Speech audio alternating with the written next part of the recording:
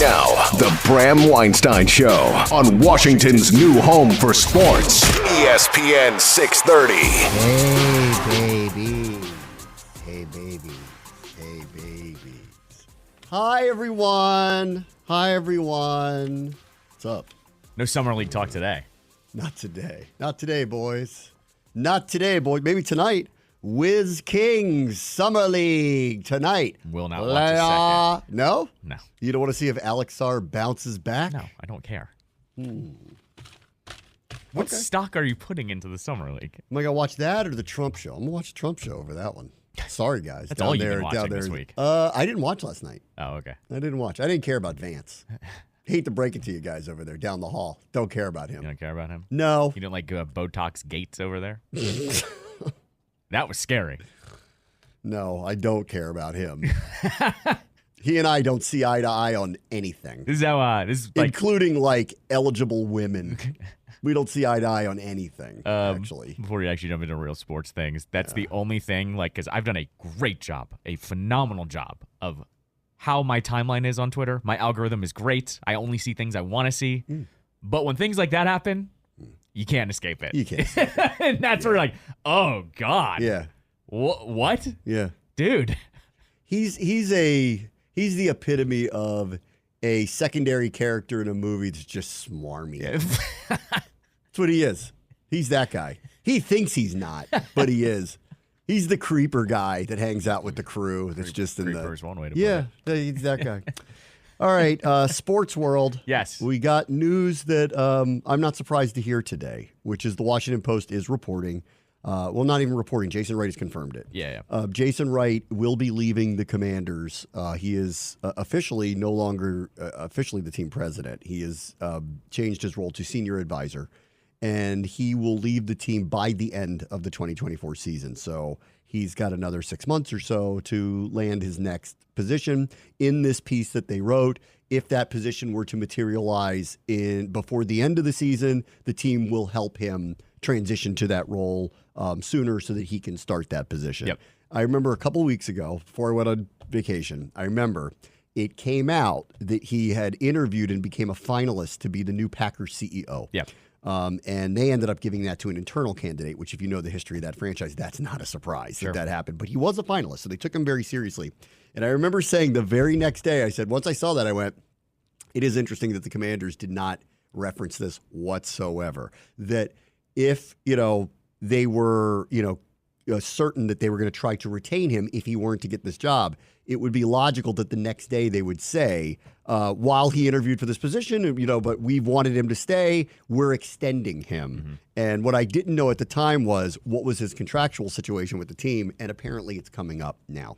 So they have extended him through the end of the season, or whether he gets a job in the meantime that he wants to leave for. Yeah. But it is the end of his run as the team president, which I'm not surprised by. After the Packers thing, I was certain was going to be the case because I thought the team would have said something about it. And when they didn't, and even in this Washington Post piece, it does reference that the team was supportive in him interviewing with the Packers and attempting to land the position as the CEO. I think I said that when we were talking about it at the time. That wasn't a slight. That's a historic franchise. Of course you'd want to interview for that job. Of course, even in the position that he's in. Yeah. Also remember, when he was hired, he was, because the owner's not, front and center. Yep. Nobody wants him to be front and center. He became that. Yeah. So he kind of took on the CEO role here. Yep. He basically was under very different and difficult circumstances. Mm-hmm. But this change is happening now. I'm not surprised when the Harris Group, they own a lot of teams. This is not their first rodeo at this stuff. Yeah. And I assumed that this was a distinct possibility, if not probability, that somebody within their organization that's either run one of these previous teams or just is a high-level executive that's worked under them for years in sports franchises would take this over. But they gave him what appears to be a season, like Ron, same way, and they said, show us what you got, we're going to watch, and then we'll make a determination at a later date.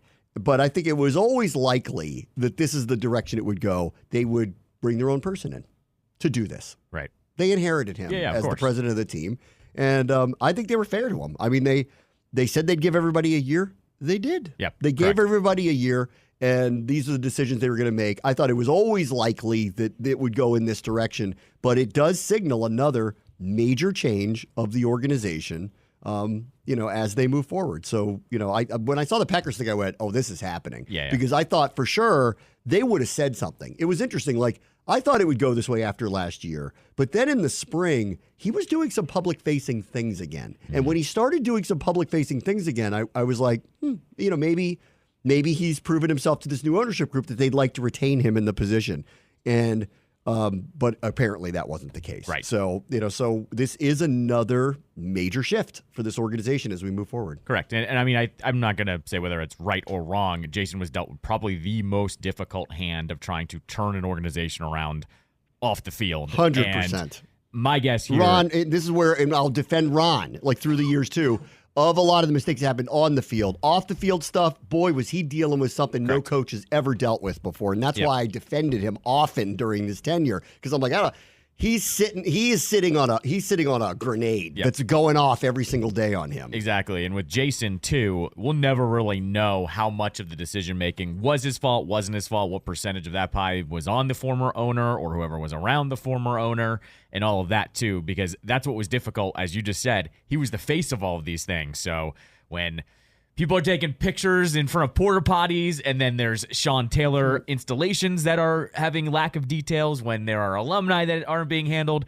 he was the face of all of that, unfortunately. That's right. And he took all of the fodder for it, and actually did a good job of taking the fodder of it, but we'll never know whose fault a lot of that stuff was, but it did fall on him. And and he honestly, I give him credit. He never wavered on any of it. He never waffled on it. He never got angry with the fan base too, which is something the former owner did all the time, seemingly. Maybe not directly, but they would release kind of bombastic statements sometimes when things would get released. And I don't know, it's a mixed bag with him when it's all said and done, but I commend him for trying to turn around probably the most toxic organization in all of sports. I mean, I would say, Ron did this too. Ron closed the circle very fast. Yeah, right. And, I think probably on advice of his peers to go, look, it's not like we don't need to explain this to you, but you're walking into a very difficult situation there. You need to close the circle and close the ranks, because otherwise what you don't need is the undermining that's happened to a lot of people there. And he did, to his own detriment. And a lot of it was actually on the field. He closed the circles too much on the field. He also didn't quite understand how to communicate with our media all particularly well. That said, there were a lot of things that were going on the field that I don't think he could defend, and a lot of decisions that were made. In Jason's case, Jason was an outstanding communicator, just an outstanding outstanding communicator. I will say this for him too, because he's taking shot after shot after shot, and he's defending things that are hard to defend. Through a lot of this. A lot of it's a mixed bag. I mean, and there's some Goodell in him where he's able to kind of shield off the bullets, and maybe not entirely, because some of these things are kind of indefensible and unexplainable, but he's able to take the question, answer it, move on, put a big smile on his face, and say everything's fine here and we're moving forward. And I agree, when you think back, it is a mixed bag. But I will say this, same thing happened here. And this is, if there were one thing I would say to him in the end, I don't know whether he's, assumed this would happen or wanted it to happen. Maybe he may have felt like ownership's changed and I want to find another, it's possible that this could be one of those things where he wants to go find his next thing because, he may look at it as it's landed in the right place. They're going to move forward. My role here in trying to direct it to this place is kind of over. So we hand it off to, so he may be part of that. This may not be perceived as they fired him. I think he may be looking at it like it's time to move on. And in defense of him, I think he also closed ranks, brought in people that he was close to, or some people that were, kind of foisted on him. Mm-hmm. And then he closed the ranks. And some of these own goals that happened that he had a hard time explaining, we talked about this a lot, that I'm like, he really needs to open his mind to a few people that he trusts that have institutional knowledge of the organization. Because some of the things that happened were mistakes of omission. Not being from here, not knowing the fan base that well, making decisions on what he thinks is in the best interest of them, but not really knowing them well enough to make those decisions without the institutional. And I was yelling about this for a long time going, I would just go, I'm not here to criticize you. I want to help you, but you're not opening yourself up to people who have this knowledge and can help guide. I don't want to make the decisions. I want to help guide you make the right decisions. Own goal is the great way to put it, because it was these things that shouldn't have been major, but you knew if you effed them up, the Twitter machine was going to take over and go absolutely insane. And it happened 3 or 4 or 5 times where it was like, come on, man. If you had one person, one fan, not even an expert of the team, a simple fan input, which I always found a little weird. He was really good with going back and forth with fans. He went on a lot of podcasts. He responded to people on Twitter, he responded to people on Twitter, maybe a little too much. He also, like, in the rebranding thing, they talked to a lot of fans about it. They let you behind the curtain on a lot of that stuff. Like, screwed up because they went behind the curtain so much. And so that's why I think mixed bag's a good word for it, because in a lot of ways, he did try to olive branch a lot of things, but not many people wanted to grab the olive branch because they didn't like the previous owner. Right. And that, of course, wasn't his fault. And he knew this, that, like, trying to get people to buy into a new vision was practically impossible. That's right. Right, exactly. So no matter what he did, he was always going to have this underlying current of, but we know who's in charge. Right. And we don't like him.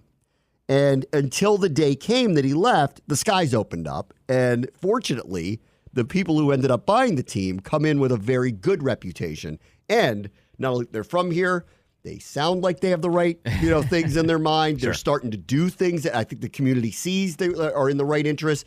This ownership group knows this team. At least the people at the head of it know that, so that's different. Like, we don't need to explain to them why we do these traditions. They lived it. Like, they went to RFK Stadium, they lived it. And it is interesting that, in that same, regard, Jason did some things where if he had institutional knowledge around him, probably could have, maybe made different decisions. Well, Dan Snyder grew up here too and was a fan of the team and allowed some of these things to occur. And I would have thought he would have known better with some of it. Questionable how big of a fan Dan was. I still wonder that. I mean, I don't know. I mean, the whole backstory was he went with his dad to the games. Right, that but was, the whole backstory too was that his dad was the diehard fan, not exactly Dan. So, kind of, I think after 20 years, is about right. Right, and then this group is talking about, like, when I was a kid. I talked about it too. I was fortunate. I had tickets to RFK. I went as a kid, to RFK, and that was church. To me on Sundays, and I think this ownership group kind of has a similar feeling about it and kind of understands it, and have already started doing something. You can already see it, doing some things that they understand are going to touch the right heart, pull the right heartstrings for the fan base to try to get them back in. Gold pants pop up again. Yep. Quinn wears this shirt, nobody freaks out on him. It's fine. It's fan fine. Base freaks out. Yeah, like they're already going, we're trying to get RFK, guys. Yeah, right. We're trying. Yep. We don't know if we're going to get it, but we are trying to do it. Oh, this guy needs us to talk to this family in Montana. We'll talk to the family in Montana. We're going to try to get this done. And for Jason, I mean, it's like it was hard. I got to tell you, for working for them, it was hard to read him because I think he was in a difficult spot. Sure. I think he needed, especially initially, who do I trust here? And I think Ron ran into this too. And I'd say they ran into it with each other at times. Well, that's another part of the story. Yeah. I mean, another part of the story is, and this is not going to be a problem now with Adam Peters in place and the ownership in place, who have made, which I think one of the most important things they did from the jump was to say, these are the roles we want people to have. We think crossing over these roles is kind of too much for one person to deal with. Right. So we're going to give you come to us, we're going to give you and empower you to do your job. And then we want you to tell us what resources you need to do your job better. And we're going to help you do that. Yeah. And that's not what was going on here with Jason and Ron. Ron was hired to be the president of football and the head coach. And Jason was hired to be the president of the other side of the building in the organization. But they were crossing paths too often. Yeah. And they should be crossing paths in promotional activities and sponsorship activities and all the things that those two sides need to deal with one another, because the coach does need to glad hand a lot of sponsors and does need to do appearances and does need to talk to people to help the business side, do all the things that they do need to work hand in hand, but not in the way the thing was going. It was, is Jason in the front office? Is he not in the front office? Is he have say in football decisions? Because Ron would never clear up what was going on there. Yep. And it became very clear to all of us that are around it that there was friction. I don't know to what degree, but like there was, and that shouldn't have been happening. So that was one of those, where did that come from? Why was that happening? Yeah. Did Jason at some point have aspirations to be a general manager? Did he not? He is a former player. It's not like he's out of nowhere. He did play. Sure. So like he's an ex-football player. So no one really could. I never got the full story of what was really going on there. And then when it came to a head was the Bieniemy hiring, where I don't think we ever truly got the full story. Who wanted him? Right. Who advocated for him? We heard both. I mean, both. Yeah. Was Bieniemy foisted upon Ron? Correct. Yeah. Did Ron, or the other way around. Or was it the other way around? Yeah, right. Like he never. And this always went back to when we used to make fun of this all the time. When the agent calls, who's answering the phone? Yes. Well, was Jason doing that sometimes? Well, he's the president of the business side of the building, not the football side of the building. He, quote unquote, shouldn't be doing that. Well, I think in hindsight now, I think it's kind of easy to figure out. I think Jason probably, and like I said, this is just me, putting on tinfoil hat over here. I think Jason saw some of the oversight that was happening. It was like, wait a minute. That's possible. He was trying to clean up a mess correct. there too. And he's going, That's wait possible. a minute, J.D. McKissick signing in Buffalo. He wants to be here. What's going on? Yeah. And then all of a sudden he comes back here and he's going, this is weird. Why are you not picking up the phone for these agents or whatever? I think that's what was happening, because I remember thinking, is Jason meddling with what Ron's doing? And now I think in hindsight, it was actually him just trying to help him. Maybe. That's what I think. That's maybe. That, like, again, I never got, but there was always an obvious amount of friction there. Well, and also you had Jason pushing back when it finally came to a head last summer. Remember, he hadn't done hits in a while, and then he was on TV, and they asked him about Sam Howell, and he's like, I don't know if that guy's going to work out. Remember, it was something along the line of like, it was short of just saying, I'm not very confident in the plan, essentially. Right. I forget what the actual verbiage was, but he is nicely as possible was like, that ain't on me. That's on that side. Like, I think like Jason comes off to me like, if we could get Lamar, we would have. Yeah, right. Yeah, exactly. Yeah. Like, and everyone else is going, don't say that because like you can't. They're actually not really trading him. So let's just not even go down that road. But like, there was friction. Yes. There was obvious friction. And this was, and I've said this about, being around this team for a long time. I love them. There was this always was. It didn't matter who was the coach or who was the GM. This is just the latest one of it. There was always a problem with the delineation of the power of who was doing what. Correct, yeah. And because of that, there was always this problem. Even when Jay Gruden was here and he's like, do I have any say in any of this stuff? And then sometimes he did, and then other times he didn't. He would pipe up when he didn't like it, He'd pipe up when he didn't really like what they were doing. Guard. Yeah. But then there were other times they're like, we really like his, ability to scout, and then they'd ask him his opinion on things. And well, who was the GM then? Yeah, we were like confused. Who's making the decisions? He loved telling you that he was the one that got Matt Ioannidis. That's right. Like, we heard that over and over again. So we finally, and it feels like for the first time, well, we've had others that, like Shanahan tried to control all the power. The owner got in the way of that. Yes. Like, ended up being like, well, this is my quarterback. And, that it started to go sideways from there. Slightly. The second he drafted Cousins was a sign of, I don't think he's that good. Yeah, correct. Yeah. This is my fail-safe. Yeah, right. Really is what he did. But it's always been this way. For the first time, and this is one of the reasons why I'm very excited about what's going on here, this ownership group is going, this is your job. This is your job. That's right. We're going to hold you accountable to these jobs. But like now you know exactly what your job is. What do you need? Right. And look at what Adam Peters has, gotten. There's no question who runs the front office here. None. There's no, is Jason in on it? Is Dan in on it? Is this guy in on it? The owners? No. None of that seems to be, not yet at least, none of that seems to be happening. But Adam Peters says, I need Lance Newmark. They get him. Yeah. I need, apparently, Scott Fitterer. They got him. Mm-hmm. They said, who do you need to do your job? With Dan Quinn, who do you want? They did his job. The second Dan Quinn came in, I think part of this was like, I don't want to do all that stuff, which some coaches, but he said, one of my first lessons after the Atlanta thing was I really shouldn't be doing all this stuff. I really am a good coach and I want to remain a coach and I want to do my best to make the team better, which was music to their ears because they want the coach to be the coach. Yes. That's the setup that they're looking for. Not every coach is going to be that way. Like, had they hired, the guy from the Lions, we don't know how he thinks about something like that. Does he want to quote unquote shop for the groceries? Like, we don't really Correct. know. Yeah, we don't know that. So anyway, but with Jason, like, I think he took a little more criticism in some places than he deserved. And there were other spots. Well, yeah, like I said, he was the bullet sponge, essentially. He was.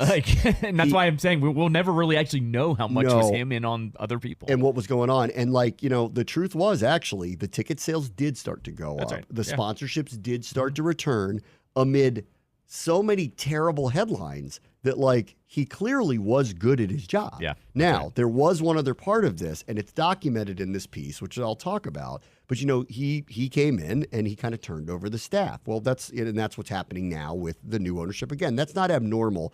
And Jason's going to bring in people that, want to work for him. And it's as documented in this post piece, that whole turnover happened again in 2 years under his watch. So it tells you a lot that it was a demanding place on his side of the building for him to work for. It's not my place to comment on really much of that. Yeah. And the truth is, while he was, quote unquote, my boss, I didn't really report to him very often. So because I'm not in the building every day, I couldn't really tell you what the day-to-day dynamic was. But when everybody you hire leaves within a very short period of time, it is a very telling what the experience may be there. Not necessarily bad like it used to be, but in a way that might be a little too demanding. Sure. I mean, I would push back, though. Anytime you're going to join an organization like this, you're rolling your sleeves up and pulling your pants up because there's a lot of work to be done, too. Correct. And so I'm guessing that translated. It also is his job as, trained by McKinsey to find these people to fit these roles to take on this job. Yeah. And 2 years later, they're all gone. Well, at the same and time, that had nothing to do with the new owners coming in. They're all gone. Yeah, well, right? what I was going to argue there, though, is at least, though, at that time, Dan Snyder was still the owner. That's and, right. you know how this works. When upper management is terrible, people leave even if they like the one 100%. boss that's good, right? I agree. So, once again, it's kind of the same thing. I don't know if it was him. I It know. very well could have been the owner No. where they're going, hey, Jason, I need X, Y, and Z, and he's going to get it, and he's not getting it, and they're going, well, I can't do my job, I'm out. Yes. Right? So, I Like, don't and the same I thing don't goes put stock in that is what I'm now saying. on the big ticket items, right? Which is where I think the criticisms are. Because I think on the margins, I think he got hit a little too hard. Because I thought he was doing a little better in spots than he was giving credit for. Like I had mentioned a lot. I'm like, go look around FedEx Field. That has a lot to do with his vision and the things he wanted to do. But nobody's talking about that. All they're talking about is the mug and all this other stuff. Right. But on the two big ticket things where people get upset, the Sean Taylor stuff's hard to figure. Because to your point, I don't know that those were his ideas. That's right. I think some of that was thrusted on him to make it happen fast. Remember, there was a really bad headline, and then all of a sudden, we're retiring this. And we're sitting there going, why wouldn't you announce that months in advance? Well, whose idea was the that? fan base knew. It may not have been him. Yeah. And so because he's a good communicator and he took a lot of bullets, he's very good at standing up there going, no, we've been working on this forever. We thought surprising you would be a good idea. Nice try. But I also know that's not your fault. That's right. Now, the things that were done didn't go very well. How much of that was his vision? How much of that was someone else's? We don't really know. Yeah. And if that was his vision, it flopped, obviously. Yeah. On the biggest ticket item, the name, I will go back to, I think in this case, he really could have helped himself by having more people in the room to go, I don't know, and let's really think through this. But that said, in fairness to him, they went through a long process. They didn't quit. They didn't do it like Cleveland did with the Guardians. They didn't do it overnight. They took a long process with it. And how many times did we talk about this and go, I have yet to hear one name that I think is the right next name for this team. And you know what? That is a terrible place for him to be because he knew that no matter what he chose, if it wasn't Red Wolves and Smoot being really happy about it, it wasn't going to land well. And so I don't think it went well. I'm first person to tell you that I know that not everybody loves this name and maybe winning will change people's feelings about it. I understand that. It's never going to go back to the old one. But in fairness to him, they did do a long process. They did open it up to a lot of people, especially fans. And every time they posted anything, was there one name that popped up that anybody went, that's the one? No, of course not. It never happened. No, of course not. So, and they knew, I felt so bad for him on this one. They knew because they had done a lot of testing They were like, they knew this wasn't going to land very well. They knew it, but it was too late because they had chosen it and they were moving on. It also, though, what happened, though, was it got undermined as soon as Commanders came out, that people looked up the trademark, and the trademark was signed on like the day they said that they weren't going to be the Redskins anymore. And so, same thing here.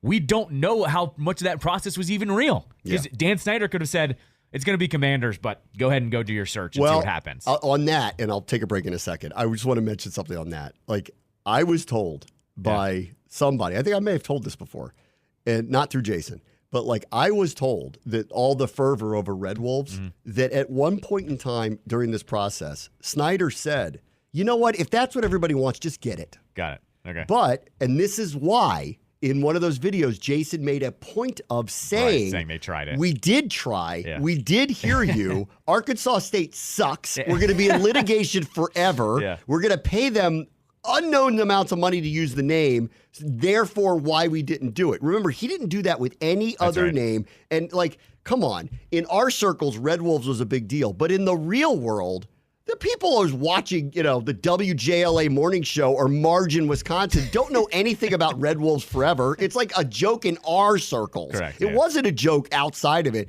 but it was such a bubbled up thing that he did that. And that's what, unconfirmed, but a person in the organization told me that they said at one point in time, Snyder just said, if that's what they want, just give it to them. Yeah. And that's why they seriously looked at it, and it turned out they couldn't get it without it being exorbitant, and the NFL's not going to do anything like that where you lose millions of dollars in IP for no good reason. Yeah, for no reason. And that's why they went. And then they went a different direction. Did they choose the right direction? That's up for debate. Is it his fault? Not entirely. Like, come on, Sure, that's what I said, mixed bag. It's not entirely. The other thing I will say on that, though, was the... Like the 24 hours around the name change, you had the traffic helicopter. You had people taking pictures of stuff in the team store that was going out over social media. Yeah. And then I will still argue this. This is the most important moment of this franchise off the field, maybe ever. And it was such a sloppy name reveal of Craig going, all right, Doug, you want to tell him? And Commander, like it was just... However bad you envisioned it in your head, it went that way. They're in the stadium. They could have made a whole presentation of it. Could have had fans there. They could have had a ton of people there saying, cheer no matter what. On that one with Jason, you got that one wrong. Yeah. The rollout with even the Today Show, I mean, why didn't Craig go, this is what we're doing? Crest, there were so many layers to the 24 hours before and after on that. Where it was the crest, where he argued the dates were right. Yeah, and Ron said that. It was it was either him or Ron, but yeah, both it can't be Ron. And it was just if Ron did, I would have gone to Ron and go, "Did you play on the '86 Bears?" No, I think Ron you know what? Ron was handed the copy points and said that at that one point. I'm 99% sure. Well, I'd like to go back to him and go, the famous Bears team you played on, is it the 85 or 86 Bears? And which one is it? And which, once again, though, I think this was Jason's number one, bar none, and I want to praise him for this, is this organization for every year of my life, essentially. Anytime they screwed up, it was head in the ground. We're not going to acknowledge it. When mistakes were made, he would come out with a statement and either apologize or say, we're going to fix it. Like the Crest was ready to go 5 days later or a week later or whatever. Hey, guys, here's the new dates. He had to get pushed on that one a little bit. But he did it. He stood up for a minute and he goes, no, this is correct. And we're like, it's not. It's not. Guy, I have a Super Bowl jacket that has 87, 91, and 83. Like, those are the years. I know. But I agree. Like, he was way more accountable. Agreed. And so it wasn't all bad. It really wasn't. And there were a lot of things that went under the radar that he did that were really good. Yes. And that I noticed and was around day to day. Anyway, I assume I'm going to see him next week, and hopefully, he'll find his next gig. And I'm sure he will. He's a very good executive. Yes. So he'll find a spot somewhere soon. All right, we'll take a quick break. Bram wants to show ESPN 630 Sports Capital. This is the weekend from 2020, so we're not going too far back on Throwback Thursday this week because Jason Wright will be leaving the Commanders organization by the end of the year. He is officially no longer the team president. He is moving into a senior advisor role. The team, in a statement, thanked him for his work and stated that they will help him if a position comes in the interim before the end of the season, transition to that new position sooner rather than later. So they're not making him stay to the end of the year, but they're basically allowing him to stay till the end of the year. this is what we chose 2020 because he was hired that year as the president of the team. And that's when the Weekend song came out. This is what his written statement to the Washington Post was. This feels like the right moment for me to explore my next leadership opportunity. I'm extremely grateful to my Commanders colleagues, our fans, and this community for all that we have accomplished these past 4 years, and I'm looking forward to the start of a very successful season for the Burgundy and Gold. Okay. Yeah, I mean, like this, part of this could be, this might be mutual. I mean, like, you know, the team, new ownership comes in. They've run other organizations. They have a lot of people in their pipeline that have done this. It was logical that they were going to bring in their own quote unquote team president. Right. Like that was, yep. They inherited him, and that was logical that was going to happen. Wright also was, you know, not installed, but, you know, pushed on the Snyder family by the NFL. He was the second person that was pushed on the Snyder family by the NFL. Brian Lafemina was the first. I was trying to think of his name. Brian Lafemina was the first who had been, you know, an executive for a very long time. He came here, and Dan ran him out so fast. So fast. I heard stories on him too that so did I. That it wasn't good. Like it wasn't good. The fit didn't work here. No. I like the sign one, I'll never forget this. He went on a preseason broadcast, right? And he said he admitted, he was the first to admit it. The season ticket wait list doesn't really exist anymore. That's right. Yeah. And the team hadn't really ever really admitted it. But remember, the attendance was dwindling. That's right. And it was kind of obvious that not every seat was sold. And then they started covering some of the seats and all that stuff. Right. But they would never admit, you know, because when I was a kid, it took me, my brother put our family on the season waiting list in like the 80s. And we never got them until they moved to FedEx Field when they went from RFK to FedEx Field and basically nearly doubled the size of the attendance at the time, or not quite, but like a third more. Yeah, they were went 90. From 55 to 90, so it was like an 80% increase, and that's when it opened it up, and we got off the waiting list. And that's when I started to get season tickets, and you know they had tried to pretend that this had continued, you know.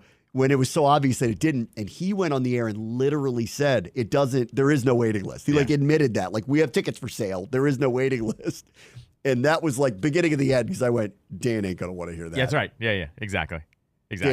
Jason never did that. Well, Jason was honest, but in a different way. My favorite story that I heard from someone from the team was that. I guess you know how this works. When somebody is a suite holder, right, spending six figures with your organization, right? Yeah. You take them out to dinner, you schmooze them, you take them on road trips or whatever. Like, they were apparently cutting that budget. And all of the people were going, this isn't where you cut the budget. That's right. Because they're spending such an absorbent amount of money. You let them take them out to the way more expensive dinner and give them some perks.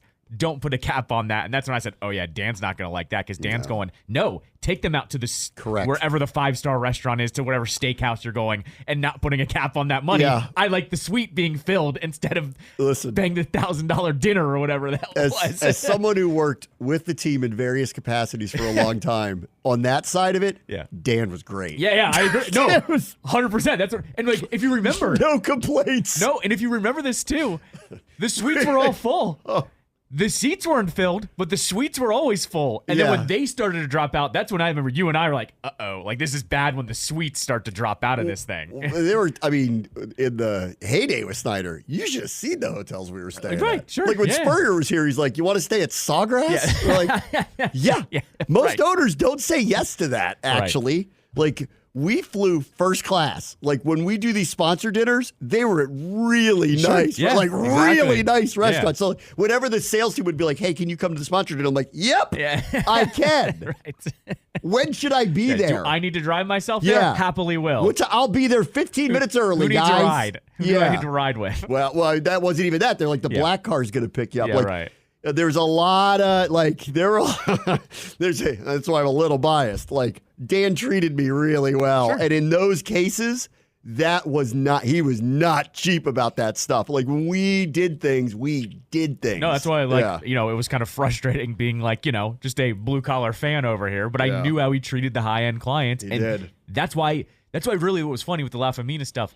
It didn't matter about the actual stands. It was keep the big whales happy, and you'll keep a majority of the money. So yeah, That's right. That's what I knew. That's right. When I had heard stories about how That's what Trump's doing right now. Keep the whales happy. Correct. He's like, hey, I like Bitcoin. What do you think about Bitcoin? Correct. Like I basically heard He from doesn't care about Bitcoin. He just knows there's some people with a lot of money that really like Bitcoin. basically what I had heard was like, yeah, keep the dinners to $500, and they were like, excuse me. Yeah. These guys, that's nothing to them. Yeah, I know. Like, so that's why La Famita's gone. Like, Yeah, in this world, if you don't have the owner who thinks that way, you're going to end up spending a lot of your own money in these places because these things get like that fast. Correct. Real fast. Exactly. And that's what I love about it. Sponsored dinners under Dan were great.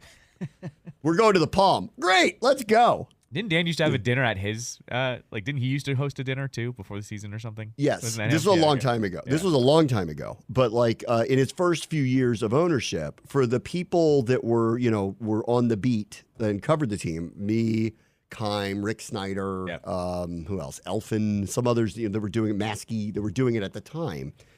He did. He used to have he was way more accessible to the media. I don't know nobody remembers this, but like his first 5 years, as the owner, he was actually quite not all the time, but not Jerry, but he was accessible to us. Like we would see him all the time. He'd talk to us all the time, and he would do an annual before the season dinner or before the draft dinner.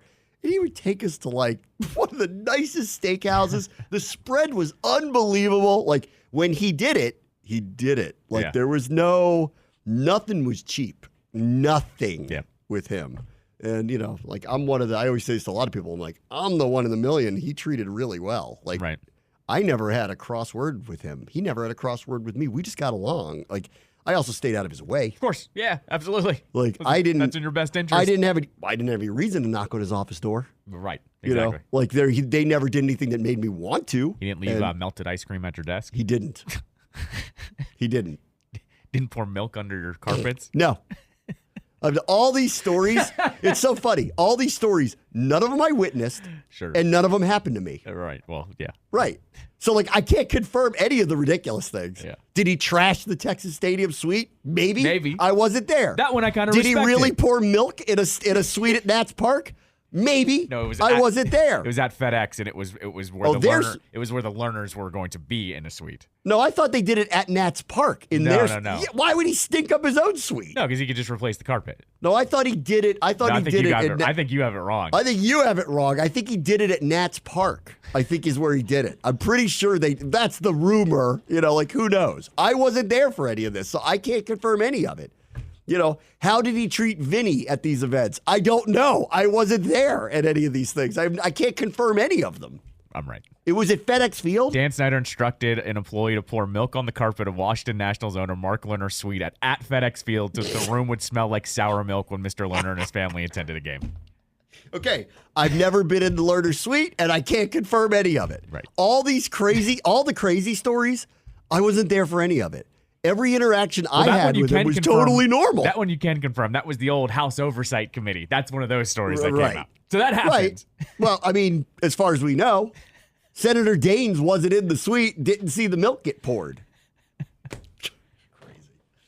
Russ got traded. We'll talk about that next. Bram Washington Show, ESPN 630, Sports Capital. This is Dua Lipa from 2020. We're using that for Throwback Thursday this week because that was the year that Jason Wright was hired by the then... Were they the football team or the Redskins? I can't remember. They were the football team. He was hired in the summer. Yeah, August of 2020. Okay, so they were already the football team. According to, don't quote me, but according to Wikipedia, in August of 2020, Wright was hired by the Washington football team as their team president. Okay. That sounds about right. Yeah, so I was actually hired before him, right before. Right? Right before. Okay. 2020 was my first season. Yeah. Julie hired me. Late July, it must have been July. Must have been close, yeah. It was close. It was dicey. Yeah. It was a little dicey. It was dicey. What was dicey about it was we were just going to call football games 3 weeks later. It was it would end in a pandemic. Yes, correct, yeah. So it was full on, we've never done this before together, and we're just going to go do it. Right. On TV. We're not going to do it there. We're going to do it on TV. So let's see, because you're on Julie's Wikipedia page. That was July 2020. Oh, you're on her Wikipedia page. Let's go to you. I am? On a link. It was announced also later of July. No, it doesn't say you, though. It just says her, July 2020. When she was hired. So it was probably you right around there, too. Not then. far. She was hired. I started interviewing with her quickly. A couple others did, too. And then we had to get it settled quickly because the preseason was starting. And we had to call a game like 3 weeks later. It's funny thinking about it now, like how quickly we got that together and did it. Just went and did it. Exactly. Let's see. At the Open Championship, your leader right now is Shane Lowry. He's in the clubhouse, 5 under 66. Daniel Brown is one shot back, 4 under through 15. Justin Thomas, most notable American, near the leaderboard at 3 under par. He's in the clubhouse. Alex Noren, Justin Rose, Russell Henley, Zender Schauffele, Mackenzie Hughes, Joe Dean are the names that are 3 shots back, all 2 under par. All of them are in the clubhouse. So Brown is the only player on the course who's in striking distance of Shane Lowry with a few holes to go. Obviously, it's overseas, so most of the players are in. So that's where we stand at the Open Championship right now. I just saw a funny little tweet that mentioned that Russell Westbrook has been traded twice to the Jazz, but will have never played a single minute for them because they apparently were the facilitator of the trade when he went to the Lakers, I believe. And now he's getting traded to, right now he's moving. It's to the Jazz, technically. To the Jazz, Denver. but they're going to let him go, and he's going to end up going to Denver. Yep. He signed what was an extremely team-friendly $4 million deal. I assume that was to stay in LA because isn't he from there? Doesn't he love it there? But I guess, well, I mean, he's not. He must be all for this. I guess after Paul George left, maybe he was like, I actually want to play on a team that has a chance. And I guess he probably foresees the Clippers not being one of those teams that has a chance. So they were able to facilitate a trade, and now he's going to go be the backup to Jamal Murray. The actual breakdown for him was he opted into a $4 million option. So I guess he just wanted to opt into that, and then it was probably get me somewhere once Paul George was actually leaving. Yeah. So, I mean, that actually kind of helped. That's always the surefire sign of the other team is fully aware that they're out of that business for now. Right, and I would actually say he probably just did the Clippers a solid. He's going to go, someone's going to want me for $4 million. Just trade me somewhere. And the Clippers got what? Chris Dunn back? Was that like the Chris primary? Dunn, yeah. That was the primary player that they got back? Yeah, and then it was a second-round pick swap. That was all that is. So, yeah. Mo Bamba, Nick Batum, Amir Coffey, now Chris Dunn, James Harden is the star Kawhi. Yeah. Kawhi and Harden, Terrence Mann's pretty good player. If Kawhi actually plays. Yeah, I mean. Because I think we could see him retire, honestly. Didn't he just sign a new extension? I don't know. I don't know if he did or not. Let me take a look here. I'm pretty sure he did. I thought he did. See, now I got to look up Sport Track to find his contract. I'm looking at ESPN. Clippers president Lawrence Frank says Kawhi Leonard is expected to be ready for training camp. Right. Supposedly. But he hasn't played like a full season in a long time. Yeah, and I don't see anything on the extension, at least on ESPN's page. So, there's no he didn't sign an extension? Not that I see. Hold on, let me look him up real quick. Kawhi, I thought he I don't know. I thought he signed an extension for some reason. I don't know why. Let's see where his here's Sport Track. He is signed through 2026, 2027. So he's got 3 years left. All right, there you go. 49, 50, and 50. He signed that in January. Okay. Yeah, he did. He signed a 2-year extension with them, which why? Yeah, I don't know. Like he keeps getting hurt. Good luck with that. Like he's great when he plays. Right.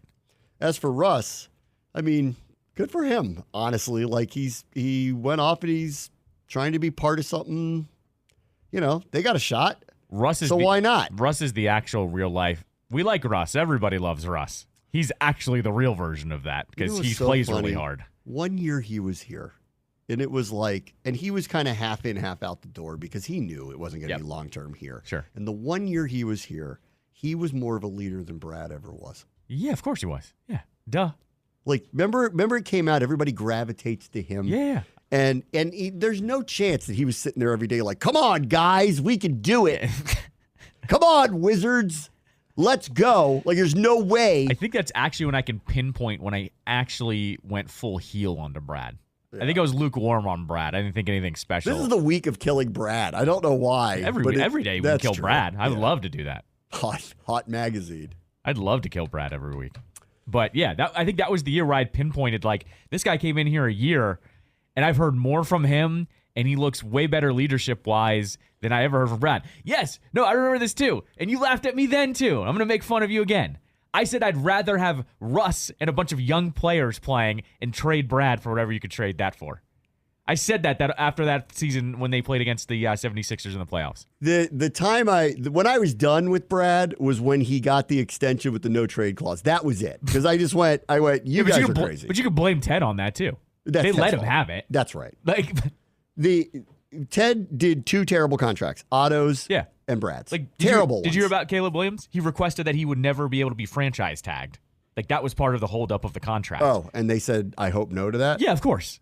But, like, same thing. Had the Bears done that, everyone would have been like, why did you let that happen? That's the same thing with Brad. Why did you give him a no-trade clause? He's not LeBron. LeBron doesn't have a no-trade clause. Yeah. Why would you give it? Right. So stupid. Right. Like, he was going to take the money.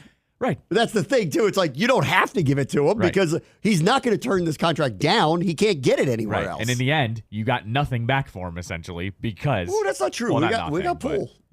We ended up getting Poole. Right now, you don't have much to show for it. I'll tell you what, though. If Poole plays the way he did in the second half of the season into next year, they can trade him. It's true. Come on, it's true. Like, he doesn't make that much money. I'm a believer in this franchise. No. It's not that. Like, they did... Winger did the best he could in a bad situation. I agree. I'm not disagreeing with you. Because he had to... Brad was going to dictate where he goes. He dictated where he went.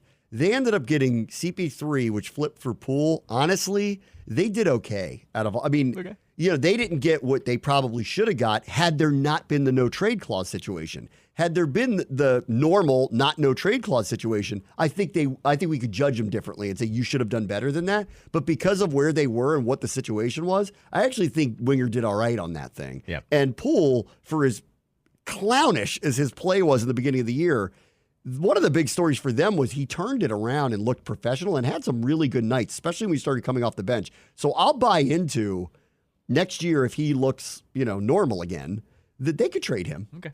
And he only makes 20-something million. That's a tradable number. You always like to talk about the tradable numbers. That's right. You could trade him. No, that's right. So what if they end up getting a bunch of assets for him, which I think is very, very, very possible. Right.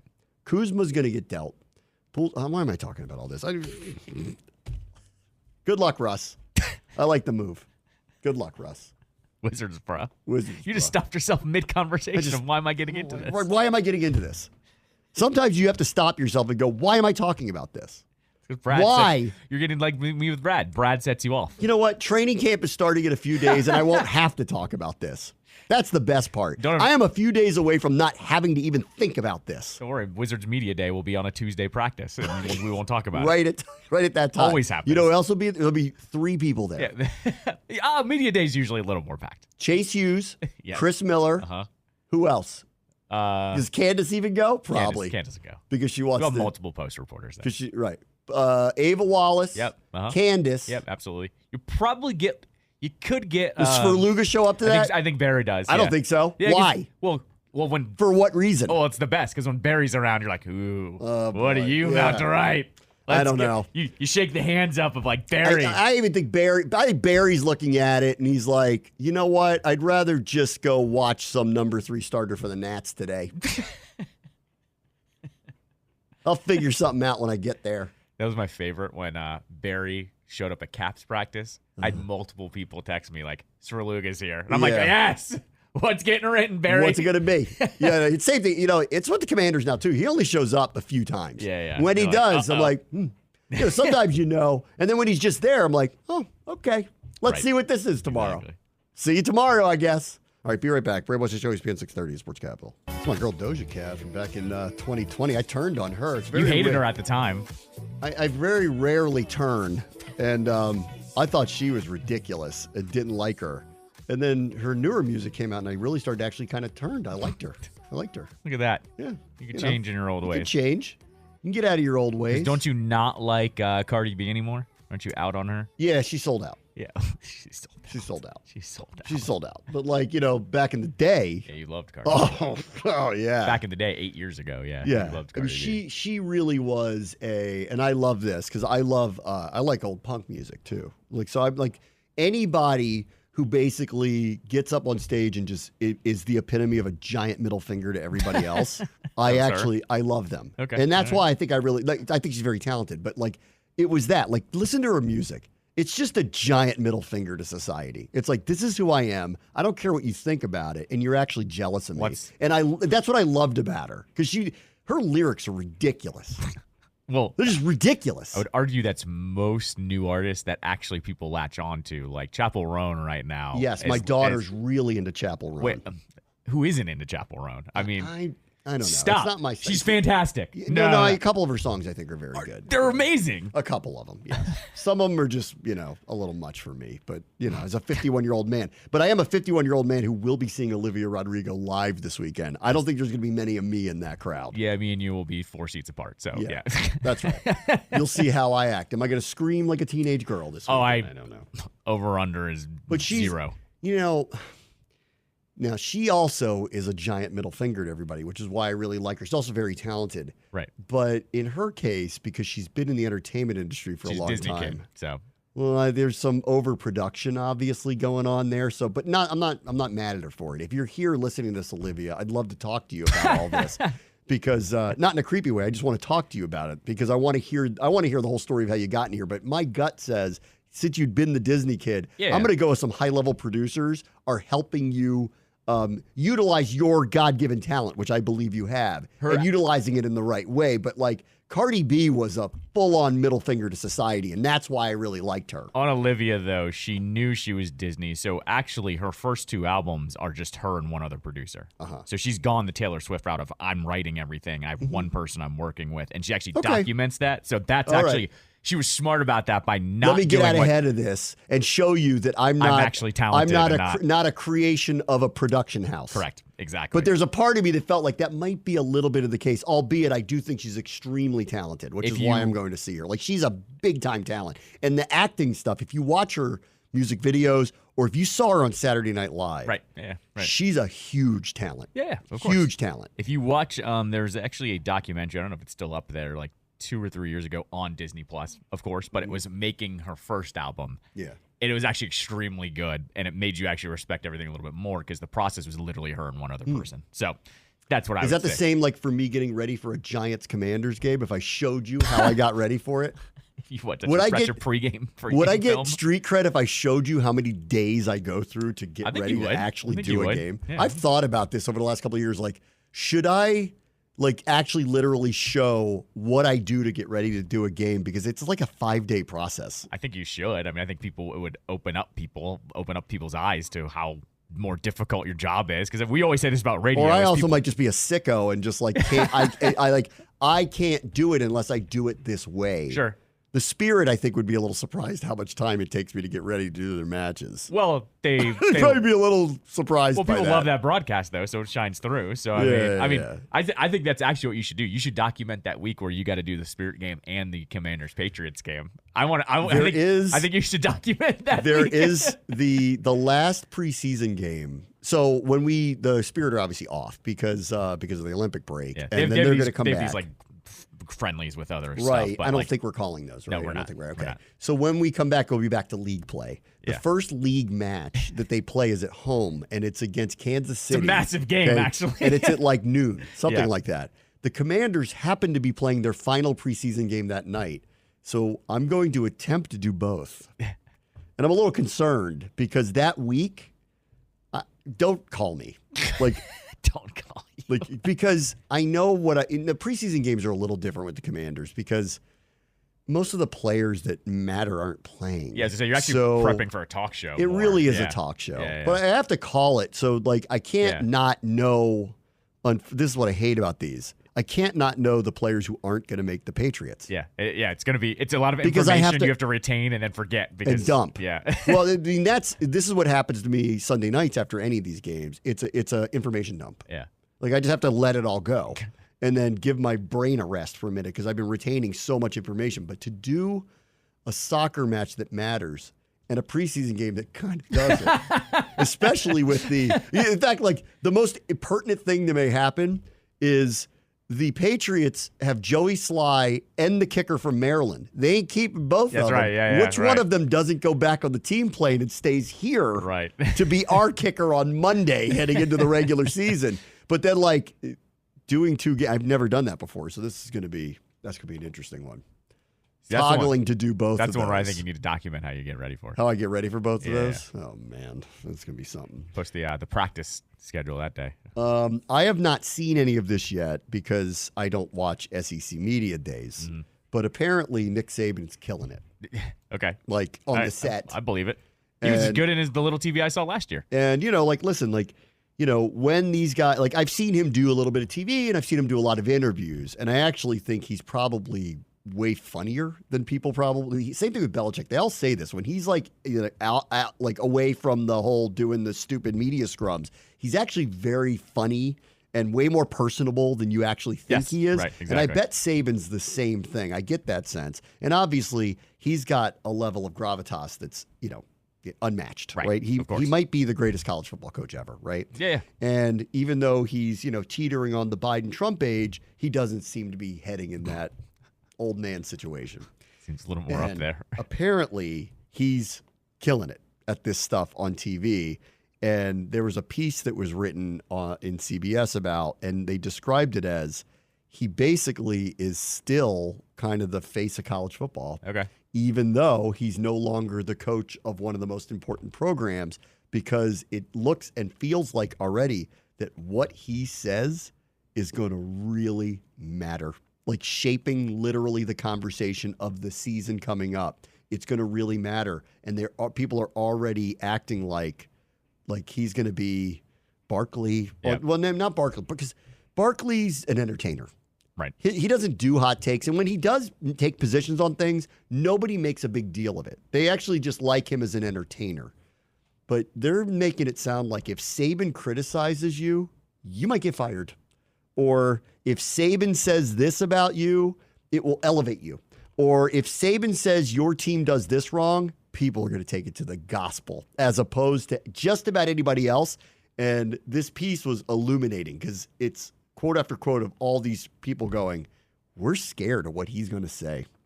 Like scared of him. I bet you what actually is the funniest part is if he mentions a player. That player's entering the transfer portal an hour later because he's going to get a bunch of NIL stuff thrown at him. Kirby Smart, coach at Georgia, said this about getting ready because ESPN had a production call with all the coaches prior to media day because, I think they wanted to talk to him about yes, you're going to do your press conference, but we want you to come and talk to us. And so they make a whole thing out of it. And this is what he said about it. He goes, I was nervous. For 15 minutes, I'm going to share with him about my team. I feel like I'm giving answers to Darth Vader. Pretty good. Yeah. He's not wrong, though, either. This is what Saban said about how he's preparing for all of this. For the media days, I talked to every coach. I watched everybody's spring game. I looked at film to try to figure it all out, and I'm going to do the same thing this fall when it comes to college game day. See, this is what's scary about people like this. Sometimes they turn that part off, and they just go, I've got the institutional knowledge, and I can talk. Yeah. But when you're someone like this who actually puts in the work ethic, Right. He's going to be scary. Well, and he's also, he is. I think there's a different animal with that too, because you're preparing to prepare a team and a bunch of coaches to go play on a Saturday. Mm-hmm. When you're just doing it for, I'm just going to talk on the airwaves about it, there's a different level of pressure. So it makes you look at things a little bit different too. And you're just going to say it how it is. He's going to enjoy this a little bit more, I think, too. I think he's going to enjoy this grind a little bit more than than passing it along at Alabama. He said that he did 200 hours of preparation to analyze the NFL draft, which sounds like a ton, but it's really 3 weeks. Yeah, exactly. It's not, but it goes back to what I was talking about before. I think if I ever showed people what I actually do to get ready to do a game, I think you'd be a little bit surprised. The amount of hours and time that you put in to do it to try to make sure that it's right. But in his case, I need to do that. Yeah, right? Yeah. You'd think he doesn't actually, because he's Nick Saban. What is he going to see that he doesn't already really know? Right. But he's taking it so seriously that he's already doing that. Well, but that's what happens too. That's what separates the good analyst and the great analyst. Correct. When they can go into detail like that. Correct. Not when he just says, well, when I was at Alabama, this is how it was. Instead, he's going to do when I watched film of this team, I saw X, Y, and Z. That means a lot more than That's right. Here's what happened to me in the past. Yeah, like I feel like for my I'm not trying to compare myself to him, but like for my purposes, the only way I can do this job is to wildly over prepare. Yep. Like I want to feel like there's nothing that's going to happen that's going to shock me outside of like, the crazy plays happen. Those instincts take over for calling that. But I can't not know every storyline or every player or know about them or maybe their tendencies. Like, and that's when I'm never nervous unless I didn't feel like I prepared enough. And it sounds like he's the same way. But this is probably why he was so good as a coach because this is what his life was. This is what happened. I was talking to Keim on his podcast about Joe Gibbs, and I'm like, the real separating part for Joe Gibbs was he was so over-prepared that, like, it made him sick. Yeah, right, exactly. Like, it made him literally, it consumed him so much. He wanted every detail to be checked off in his mind because the results mattered so much. And obviously, I don't think you end up like this with this kind of record like Saban had if you aren't like that. That's not luck. Right. You outwork everybody. Yeah, sure. But even now, it is amazing. It sounds like he hasn't turned it off because you would think if you quit coaching, you just go to TV. He could sit there. He could phone it in with watching these teams. Sure. He doesn't need to watch all this film, but he's doing it anyway. Right, exactly. This is funny. Coordinating producer of Game Day, Matt Garrett, said this because Nick Saban's going to be on the Game Day set this year. And he said, I don't give people my opinion anymore, but I aggressively name drop Nick Saban. I said, I don't know, but Nick thinks this team's going to be great. It's a smart answer there. Yes, it is a smart answer. There's all these quotes in this piece from all these like other coaches like Sarkisian and all these other people who are like, oh my God, because you have to deal with him.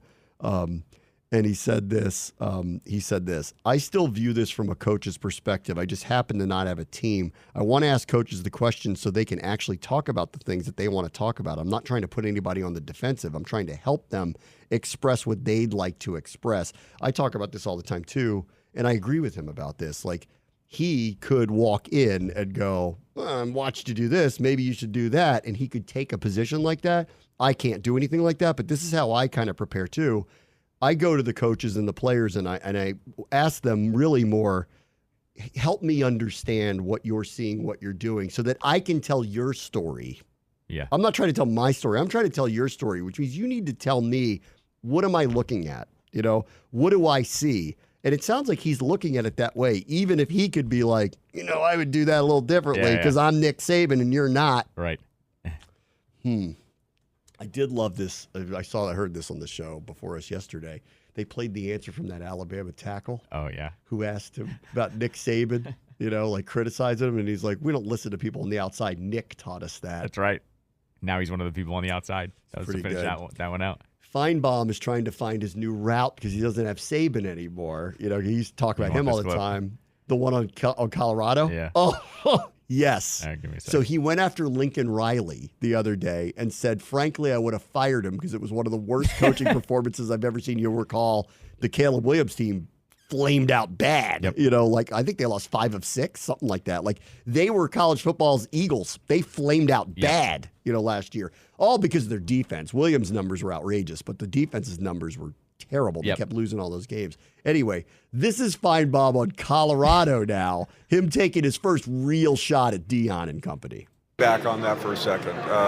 Anyone asking whether Deion Sanders and Colorado are close to the playoffs simply doesn't understand the reality of the road. They're not going to the playoffs this year, and I'm not sure Deion Sanders is ever going to get them to the playoffs because I don't think he has the patience to stay at Colorado long enough. There's so many misconceptions out there. Deion Sanders is the best salesman I've ever seen. I personally love the guy and for what he stands for, but the program looking out has a ridiculously inflated view of itself. I heard Shedeur Sanders, who's a fabulous quarterback, say last week, we are everyone's Super Bowl.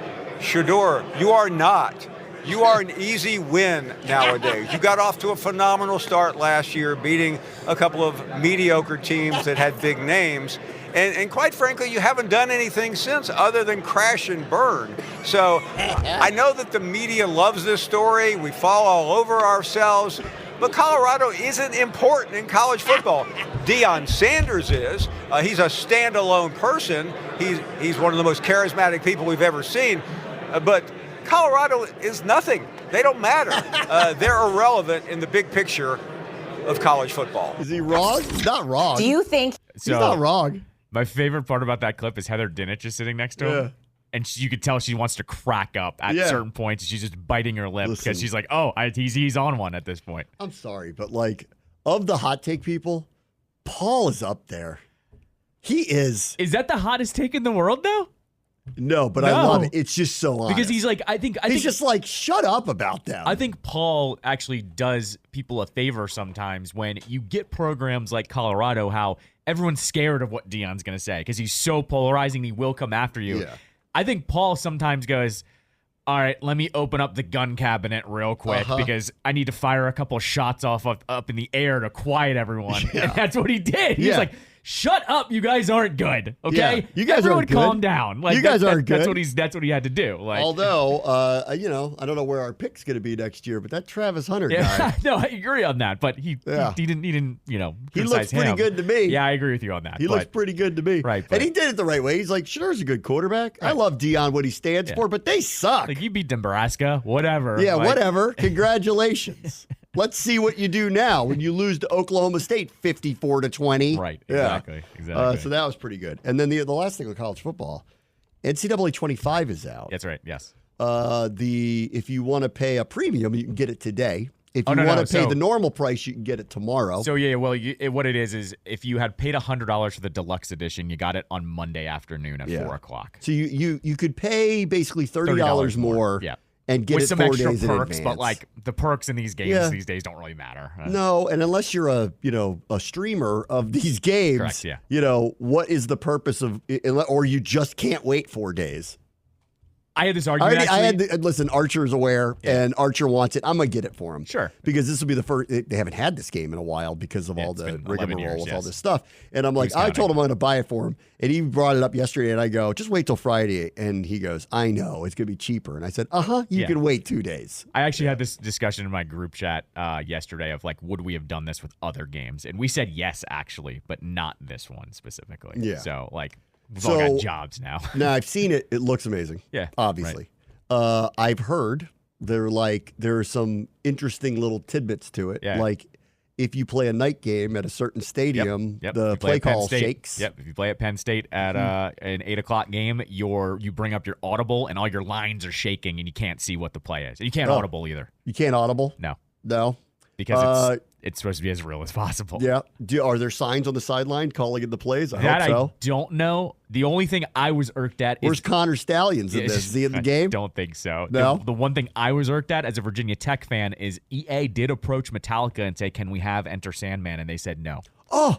Yeah. Well, it's funny because Archer said that, everybody's doing the entrances because the entrances are crazy in college football. And he said everybody's doing Virginia Tech's.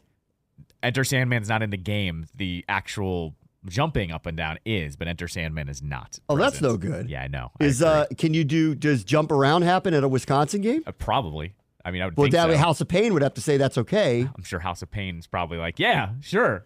Let me ask Metallica a serious question here. Why would you not want Enter Sandman? You allow Virginia, or you don't care that Virginia Tech's been using it forever? Correct. The article here on USA Today, EA Sports found a song that sounds eerily similar to Enter Sandman, so it's not the same one. Oh, that's stupid. Right. So Metallica's going to sue them and go, this sounds a little too close, right? Well, if it's a song that someone else recorded, Did they set them up to trap them to sue them? No, they probably just got another song. Right, they got another song, but they're going to go to a court and they're going to say this. Why they did this, and it sounds way too close to what we did. It's RIP. Jump Around also not in the game. They didn't get Jump Around because House of Pain probably wanted $5 million. Exactly. Right. Yeah. So Either that or EA wasn't ponying up enough money, which I actually think is really dumb because everybody's buying this game. Yeah. On Tuesday or Wednesday, the live number of people that were online playing this game was already 400,000 people. Yeah. That's just online, though. That's not even including the people who are playing offline. Right. So tomorrow, it's going to be berserker. Millions. Yeah, I told Archer, I'm like, we'll get it tomorrow. You just got to wait till the price goes down. We'll get it. I've heard, and the other thing I've heard about it actually is I heard it's hard to play, like much harder than Madden. Yes, it's hard. So this is my worry the whole time, and I think I warned you about this like years ago when they announced it. Is EA has phoned it in with Madden? Like Madden isn't it doesn't change any year or over. It's just the roster change essentially, and it's not that good as it used to be. This they built it from the ground up again, so it's a new football engine, and I've heard a million things about how it is. And the detail I heard though is that kicking sucks. Like. People are going for it on fourth down because kicking is hard. Kicking's hard, and then when you're in those kickers in college mostly suck. So and when you're in those Penn State situations, your line starts moving around, and you can't like the line starts moving back and forth way too fast. So you panic. Yeah, and the first that's a good feature. The first test of that, by the way, was Tim Tebow playing Michael Vick on like Sunday night. They did like a preview, and here's two legends, and like they played Florida versus Virginia Tech. Is that what they did?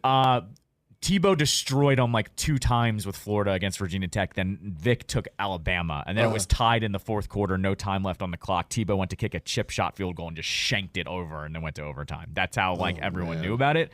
The other one is when you do your dynasty player, where you take a player, you try to make a team and do all this stuff. Mm-hmm. They leave no stone unturned. They bring up your off-season life. Like they have girls slide into your DMs to go to the parties. Girls slide into your DMs? Yes, and you have to decide whether you reply to them or say yes or no. And sometimes if you say yes, your player in the game, instead of just saying, yeah, that sounds cool, sends like 3 paragraphs back at her. So that she doesn't want to go with you? And then she tells everyone on campus that you're crazy. What? It's awesome. The other one I saw. The other one I saw was awesome. That's real? Yeah, absolutely. I saw it because there's a streamer doing it. And he's like, no, stop texting her. Stop it. And it was like all these paragraphs kept getting sent and you can't control it because you made the choice and then your player goes crazy. Oh. The other one I saw was amazing. It was like you're a second string quarterback and your roommate is the first string quarterback. And he asks you, hey, can you wake me up for practice tomorrow? I've been sleeping through my alarms. And you have the choice of, do I let him sleep in, get in trouble, and then I get the practice reps and start playing and get the start in the game. So why don't anybody do that? Everybody should do that. Well, no, because then you're a bad teammate. Then your starting quarterback gets pissed at you. And then he gets pissed at you and what? Chemistry's bad in the locker room? Yeah, all of a sudden it's How does that manifest itself? I don't know. We don't know yet. I haven't played the game yet. So the season goes sideways. So they figured out a way to bring chemistry into this and make the season go sideways, or a guy ends up with a girl that he shouldn't be with. Like he ruins his reputation. He's not cool anymore. Well, so you're saying the answer is say yes to the girl or nicely, quickly. You can say, no, I'm not going to the party. I want to, I want to play football? Correct, yeah. Like in the real world where this wouldn't happen? Exactly. Okay. Right. Okay. The other one that I've seen, too, is there's wear and tear. So if you use a player too much each quarter or each half, it affects things down the line as well, which I think that's good. Which I actually like. That should be in Madden, too. I agree. Because, handing the ball 30 times to Derrick Henry. Right. Lamar shouldn't run the ball every play. Correct. He would never in real life ever do that. And so it's something along the lines of like, if you use a player in the first quarter to a certain extent, when you take the break going to the second quarter, they go up a little bit. But if you overuse them, you're kind of like too far gone. So that's I'll be getting it tomorrow. That's going to be Archer's Friday night for sure. Good luck figuring all of those mechanics out. Man, I'm not going to tell him about texting the girls situation. I'm out on that feature. We'll try to get the kicking stuff right. We'll try to do that. Yeah, good.